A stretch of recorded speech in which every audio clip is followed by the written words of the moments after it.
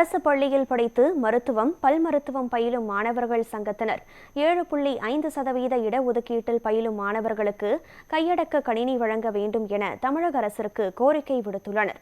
அரசு பள்ளியில் படித்து மருத்துவக் கல்லூரியிலும் பல் மருத்துவக் கல்லூரியிலும் 7.5% இடஒதுக்கீட்டில் பயிலும் மாணவர்களுக்கு 2021-22ஆம் ஆண்டு வரை மாணவர்களின் கற்றல் திறனை அதிகரிக்க கையடக்க கணினி வழங்கப்பட்டுள்ளது. இந்நிலையில் 2022-23ஆம் ஆண்டிலிருந்து இடஒதுக்கீட்டில் பயிலும் மாணவர்களுக்கு கையடக்க கணினி வழங்கப்படவில்லை என கூறப்படுகிறது.